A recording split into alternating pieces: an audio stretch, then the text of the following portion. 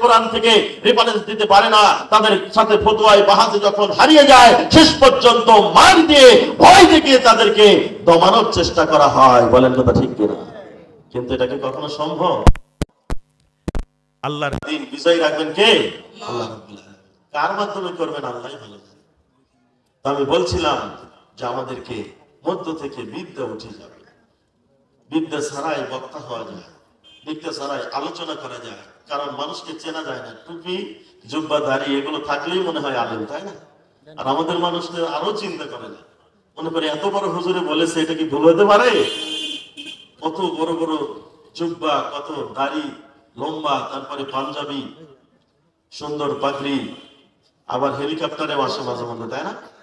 আবার ভিজিটও নাকি লাখের উপরে। আমার গ্রামে গেছে, দেখলাম বাড়ি থেকে যে আমাদের মাহফিলের বক্তার ভিজিট অনেক কম, কিন্তু পাশে যে মাহফিলটা হচ্ছে সেখানে শুনলাম এক গ্রামে আসছে 1 লাখ টাকা দিয়ে, পাশে আর আসবে না। তখন বলছে 30,000 টাকা আরো বাড়ায় দেবে, তখন সে ডেট নিয়েছে।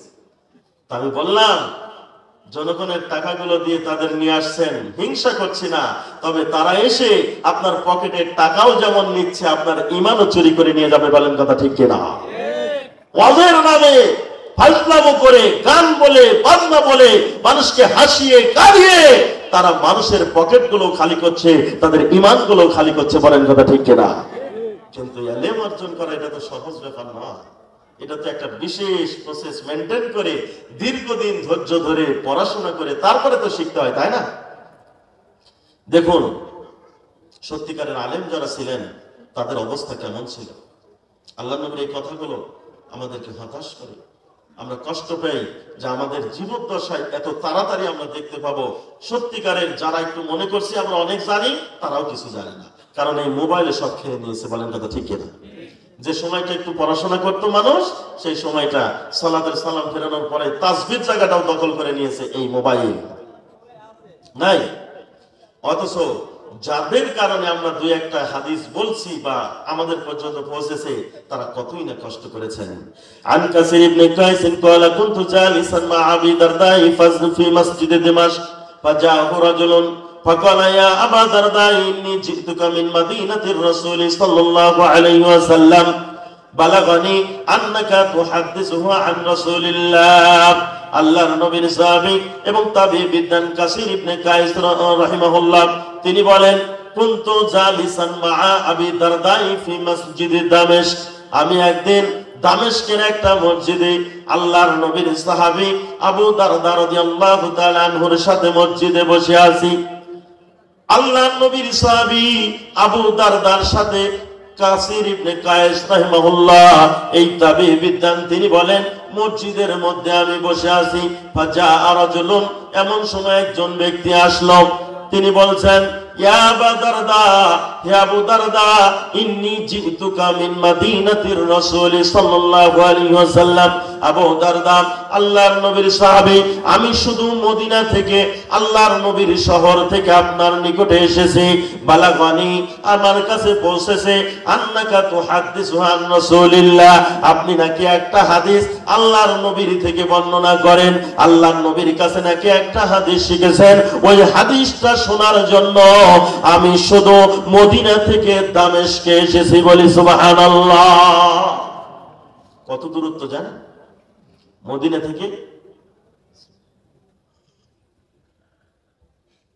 দামেস্কের দূরত্ব হচ্ছে 1300 কিলোমিটার, যা মাইল হিসাব করলে হয় প্রায় 1000 কিলোমিটার।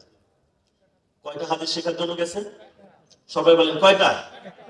এবং তিনি বলছে ব্যাপারটা এরকম নয় যে এই এলাকায় আমার একটা কাজ ছিল, ওই কাজের ফাঁকে আমি এই হাদিসটা শিখতে আসছি, যে এক কাজে গেছি, এক কাজে 2 কাজ করে আসবো, এমন নয়। তিনি বলেন মা জিতু লিহাজাতিন, শুধুমাত্র ওই একটা হাদিস শেখার জন্যই 1300 মাইল পাড়ি দিয়ে আমি আপনার নিকটে এসেছি। বলি সুবহানাল্লাহ। কতটুকু হিম্মত, কতটুকু ভালোবাসা থাকলে, কতটুকু নবীর হাদিসের প্রতি তার অন্তরে জায়গা করে নিলে এত ত্যাগ স্বীকার করেন। এখনকার মতো তো এত যানবাহন তখন ছিল, এত দ্রুতগামী কোনো যানবাহন তখন ছিল না। পায়ে হেঁটে, উটের উপরে চড়ে, গাধার পিঠে চড়ে, ঘোড়ায় চড়ে একটি হাদিসের জন্য 1300 মাইল তিনি, 1300 কিলোমিটার তিনি পাড়ি দিয়ে গেলেন। এবং বলছেন শুধুমাত্র এই হাদিসটা জানার জন্য আমি এসেছি, আমার কাছে এই সংবাদ পৌঁছেছে, অথবা তিনি কিছু অংশ জানেন অথবা জানেন কিন্তু আসলেই নবী বলেছেন কিনা এটা নিশ্চিত হওয়ার জন্য, তার এই বর্ণনাটাকে আরো শক্তিশালী করার জন্য তিনি তার কাছে চলে গেলেন। বলে সুবহানাল্লাহ। এই হিম্মত দেখে, এই ভালোবাসা দেখে তিনি বলতে শুরু করে দিলেন, সামি'তু রাসূলুল্লাহি সাল্লাল্লাহু আলাইহি ওয়াসাল্লাম, আমি আল্লাহর নবীর কাছে বলতে শুনেছি, আপনি শুনুন। আল্লাহর নবী বলেন, মান সালাকা তরিকান ইয়ালতামিসু ফীহি ইলমান সালাকাল্লাহু বিহি তরিকান মিন তুরুকিল জান্নাহ। যে নবীর হাদিস শোনার জন্য আপনি এসেছেন, আমি সেই হাদিসটা আপনার কাছে বর্ণনা করি। আল্লাহর নবীকে আমি বলতে শুনেছি, আল্লাহর নবী বলেছেন, যখন কোন বান্দা বান্দী আল্লাহর এই দিন শেখার জন্য, কোরআনের জ্ঞান শেখার জন্য, হাদিসের জ্ঞান শেখার জন্য কোন একটা পথ অবলম্বন করে, কখনো মাদ্রাসায় যায়, মক্তবে যায়, ওয়াজ মাহফিলে যায়, বিভিন্ন দাওয়া সেন্টারে যায়, আল্লাহর নবী বলেন কোন একটা পথ যদি কেউ অবলম্বন করে, আল্লাহ তাআলা খুশি হয়ে সঙ্গে সঙ্গে তার জন্য জান্নাতের পথকে সুগম করে দেয়। বলি সুবহানাল্লাহ। আল্লাহ তাআলা জান্নাতের পথ তার জন্য সহজ করে দেয়।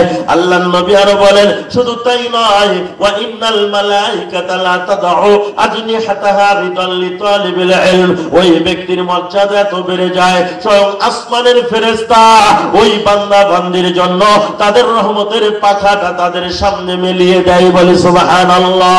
আল্লাহর নবী বলেন, শুধু এই মর্যাদা নয়, আল্লাহর নবী বলেছেন, ওয়া ইন্নাল আলিমা লা ইস্তাগফিরু লাহু মান ফিস সামাওয়াতি ওয়া মান ফিল আরদ।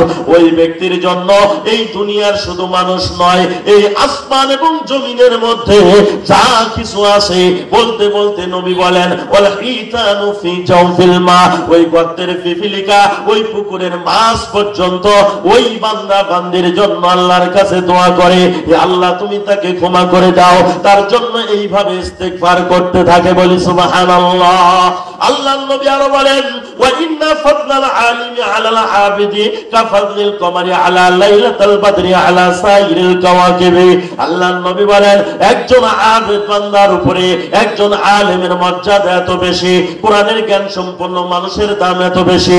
আল্লাহর নবী উদাহরণ দিতে গিয়ে এক হাদিসে বলেন, পূর্ণিমার চাঁদে আকাশের দিকে তাকাও, সবগুলো তারকার মধ্যে চাঁদের যেমন একটা ভূমিকা, সব কিছুকে পিছিয়ে ফেলিয়ে ওই চাঁদটা যেমন মানুষের মনটা কেড়ে নেয়, ওই চাঁদটা যেমন মানুষের চোখে পড়ে যায়, আল্লাহর নবী বলেন সমস্ত তারকার মধ্যে চাঁদের যেমন অবস্থান, আমার উম্মতের মধ্যে একটা আলেমের তেমন অবস্থান। বলি সুবহানাল্লাহ। আল্লাহর নবী আরো বলেন, একজন আলেমের মর্যাদা এত বেশি, সমস্ত নবীর মধ্যে আমি নবীর যেমন মর্যাদা, সমস্ত আবিদ বান্দাদের মধ্যে আমার উম্মতের একজন আলেমের তেমন মর্যাদা। বলি সুবহানাল্লাহ। আল্লাহর নবী বলতে বলতে আরো বলেন, ইন্না নিশ্চয় এই আলেমরা হলো নিন্নামাল উলামা ওয়ারাসাতুল আম্বিয়া, এরা হলো নবীদের ওয়ারিস। নবীদের ওয়ারিস অন্যকে বলা হয় নাই, একমাত্র জ্ঞানীদের। আল্লাহর নবী বললেন, ওয়ালাম ইয়ারিসু দিনারান ওয়ালা দিরহামান। নবীরা কোনো দিনার দিরহাম রেখে যায় না, নবীরা কোনো এই টাকা পয়সা রেখে যায় না, নবীরা বাড়ি গাড়ি রেখে যায় না। আল্লাহর নবী বলেন, নবীরা রেখে যায় কোরআনের জ্ঞান, নবীরা রেখে যায় হাদিসের জ্ঞান। যারা এটাকে যথাযথভাবে গ্রহণ করলো, আল্লাহর নবী বলেন এরা যথাযথভাবে নবীর ওয়ারিস হয়ে গেল। বলি সুবহানাল্লাহ।